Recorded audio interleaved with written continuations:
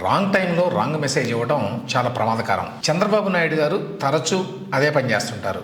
ఈ మధ్యకాలంలో ఆయన ఎక్కువ మంది పిల్లలు కానండి అని చెప్పి ఒకటే ఉద్బోధ చేస్తున్నాడు.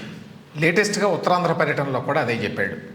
ఒకప్పుడు నేనే కుటుంబ నియంత్రణ కోసం చాలా కృషి చేశాను, కానీ ఇవాళ నేనే చెప్తున్నాను మీకు ఎక్కువ మంది పిల్లల్ని కనండి అని. ఎక్కువ మంది పిల్లలుంటే సంపద మనకి, కాబట్టి మనం మన జనాభాని పెంచుకోవాలి అని. ఆయన చెప్పే మాటలు కరెక్ట్గా అనిపించవు చాలామందికి, ఒక యావరేజ్ పర్సన్కి.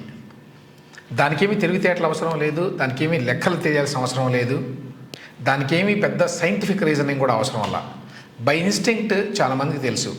ఈ సమయంలో భారతదేశంలో ఎక్కువ మంది పిల్లల్ని కనమని అడగడం ఏంటి? 3వ బిడ్డకి 30,000, 4వ బిడ్డకి 40,000 రూపాయలు ఇస్తాను, ఇన్సెంటివ్ అన్నమాట. చంద్రబాబు నాయుడు గారు అది కూడా ఆఫర్ చేశారు. అంటే ఆయన ఉద్దేశం కనీసం నలుగురిని కనాలన్నమాట ఫ్యామిలీ. ఆయన ఒక్కడనే కన్నాడు కదా నారా లోకేష్ని. నారా లోకేష్ కూడా మరి ఒక్క కొడుకునే కన్నాడు కదా దేవాంష్ని అనేటువంటి విమర్శలు ఉన్నాయి. అవి చీప్ విమర్శలు, అవి పక్కన పెడదాం. అసలు జనాభాని పెంచాల్సిన అవసరం ఉందా మనకి?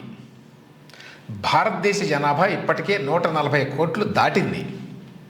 ప్రపంచంలో అత్యంత ఎక్కువ జనాభా ఉన్న దేశం మనదే. చాలా దేశాల్లో పాపులేషన్ తగ్గిపోతుంది, భారతదేశంలో కూడా ముందు ముందు తగ్గుతుంది అనేవి లెక్కలు చెప్తున్నాయి. అయితే భారతదేశంలో ఇవాళ ఉన్న జనాభా చాలా ఎక్కువ.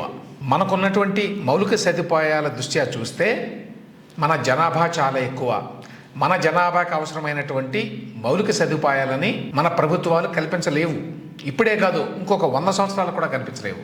తలసరి ఆదాయం దృష్ట్యా చూసిన, మౌలిక సదుపాయాల రీత్యా చూసిన భారతదేశంలో ప్రజలు మిగతా దేశాలతో కంపేర్ చేస్తే చాలా తక్కువ స్థాయిలో ఉన్నారు. ఇవాళ దేశంలో ఉన్నటువంటి రిసోర్సెస్ మీద ఒత్తిడి చాలా ఎక్కువైంది జనాభా ఎక్కువ ఉండటం వల్ల. ఇవాళ ఎవరో కూడా రోడ్డు మీదకి వెళ్ళే పరిస్థితి లేదు. మళ్ళీ అమెరికా లాంటి దేశాలతో పోలిస్తే కార్ల సంఖ్య తక్కువే మన దేశంలో. అయినా కూడా మనకు ఉన్నటువంటి రోడ్లు సరిపోవు, మనకి పార్కులు లేవు, మనకి ఇన్ఫ్రాస్ట్రక్చర్ లేదు, మనకు సరైనటువంటి వైద్య సదుపాయాలు లేవు, మనకు సరైనటువంటి విద్యావకాశాలు లేవు, మనకు సరైనటువంటి ఉద్యోగాలు లేవు, మనకు సరైనటువంటి జీతాలు లేవు. సో ఏ రకమైన ప్రమాణాన్ని తీసుకున్నా కూడా, ప్రపంచంలో ఏ దేశంతో కంపేర్ చేసినా కూడా భారతదేశంలో ప్రజల పరిస్థితి అట్లీస్ట్ 50% కంటే ఎక్కువ మంది ప్రజల పరిస్థితి ఏమాత్రం బాగాలేదు. మన దేశంలో 2 ప్రధాన సమస్యలు ఉన్నాయి. ఒకటేమో కొంత వెల్త్, సంపద క్రియేట్ అవుతున్నా కూడా ఆ సంపద అంతా కొద్ది మంది దగ్గరే పోగుపడుతోంది. సో అంతరాలు ఎక్కువ మన దగ్గర.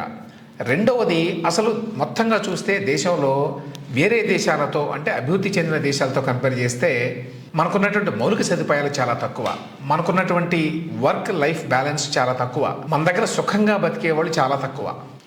చాలా అభివృద్ధి చెందిన దేశాల్లో ఉద్యోగాలన్నీ కూడా వారానికి 5 రోజులు ఉంటాయి. నెదర్లాండ్స్ ఇంకా ఇతర స్కాండినేవియన్ కంట్రీస్లో 5 రోజులు అంటే చాలా ఎక్కువ అని చెప్పి దాన్ని 4 రోజులకు కూడా తగ్గించారు.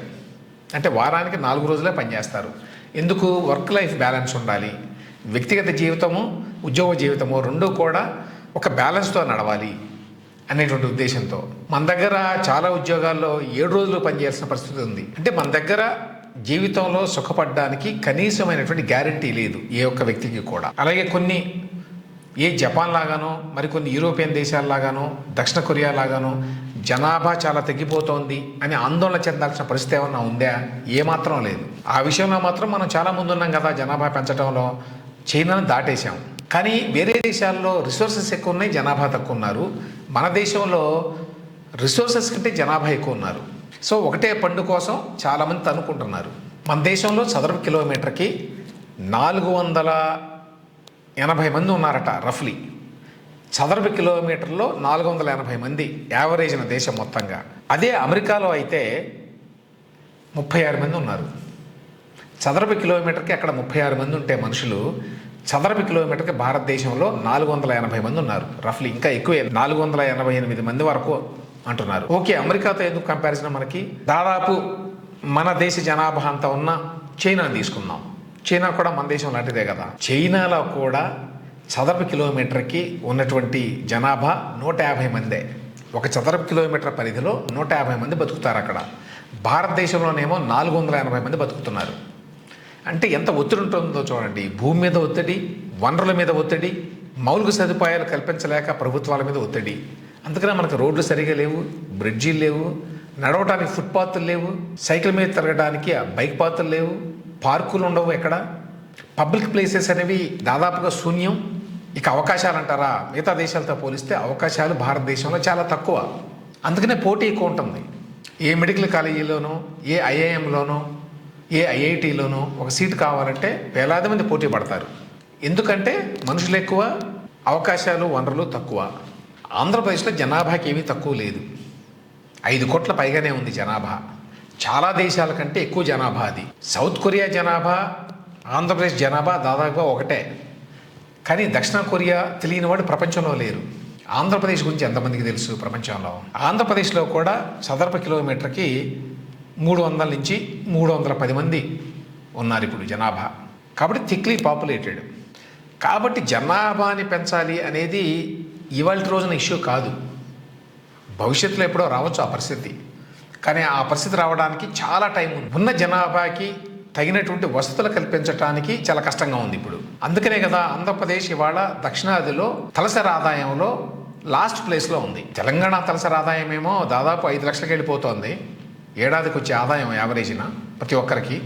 అదే ఆంధ్రప్రదేశ్లో 3 లక్షలు కూడా లేదు. సో వాటిని దృష్టిలో పెట్టుకోకుండా, ఉన్న ప్రజల యొక్క అవసరాల గురించి ఆలోచించకుండా మీరు ఎక్కువ పిల్లల్ని కనండి అని చెప్పి చంద్రబాబు నాయుడు గారు ఈ టైంలో చెప్పడం అనేది పూర్తిగా అవసరం లేనటువంటి విషయం. ఎప్పుడో జనాభా తగ్గిపోతుందేమో భవిష్యత్తులో, కాబట్టి ఇప్పటి నుంచే మనం పెంచాలి జనాభా అని చెప్పి చంద్రబాబు నాయుడు గారు పిలుపునివ్వడం ఎట్లా ఉంది అంటే, బాగా డబ్బుండి అజీర్ణంతో బాధపడే వ్యక్తి అందరూ ఒంటిపూట తింటే బాగుంటుంది అని చెప్పి తినటానికి తిండి లేని వాడికి చెప్పినట్టుగా అన్నమాట. ఆంధ్రప్రదేశ్ ఇప్పుడున్న పరిస్థితుల్లో, భారతదేశం ఇప్పుడున్న పరిస్థితుల్లో జనాభాని పెంచాల్సినటువంటి అంశం అనేది ప్రయారిటీ కానే కాదు.